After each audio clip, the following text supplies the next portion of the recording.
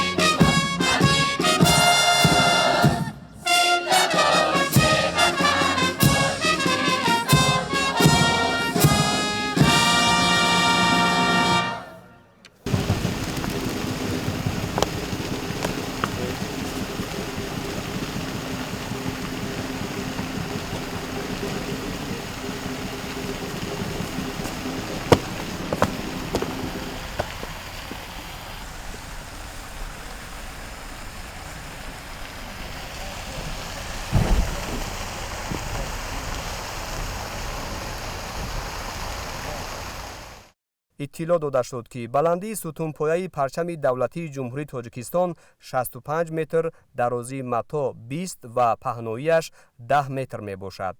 майдони парчами давлатӣ ба истиқболи 35-солагии истиқлоли давлатии ҷумҳурии Тоҷикистон бо мақсади тақвияти эҳсоси худшиносиву худогоҳии мардум аз ҷониби соҳибкорону сокинони саховатпешаи деҳоти Кангурт Анвар Қурбонов, Шерхон Салимзода ва Каромат Абдиев сохта шудааст.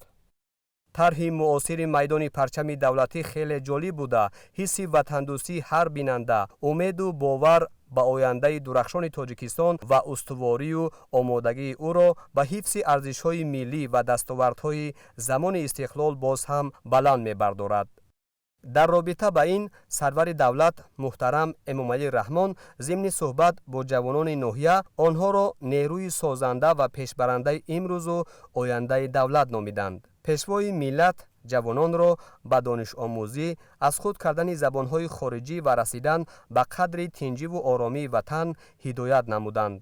бо қадами неку файзбахши президенти ҷумҳурии Тоҷикистон муҳтарам Эмомалӣ Раҳмон дар деҳоти Кангурти бостонии ноҳияи Тимурмалик якчанд иншоотҳои муҳим ки ба ифтихори ҷашни фархундаи 35-солагии истиқлолияти давлатии ҷумҳурии Тоҷикистон ба нақша гирифта шуда буданд, мавриди истифода ва баҳрабардорӣ қарор гирифтанд. дар байни ин иншоотҳои ба истифода дода шуда майдони парчам мақоми хосаро ишғол менамояд, чунки аз тамоми нуқоти деҳоти Кангурт парафшонии парчами миллӣ ба чашм мерасад ва хоҳу нохоҳ аз айёми тифлӣ дар замири ҳар як сокини ин деҳот ватандӯстдорӣ, парчамдӯстдорӣ ба ҷо овардани эҳтироми муқаддасоти миллӣ ҷо мегирад.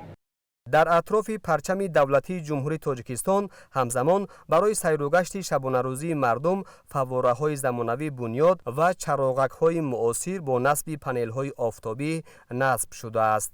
барафрохтани парчами давлатии ҷумҳурии Тоҷикистон ҳар як бинандаро бори дигар водор ба он менамояд ки нисбати рамзҳои давлатии ҷумҳурии Тоҷикистон аз хурдӣ эҳтироми хосаи алоҳида дошта бошад. имрӯз мо ифтихор мекунем ки Кангурт тамоман дегаргун шуда.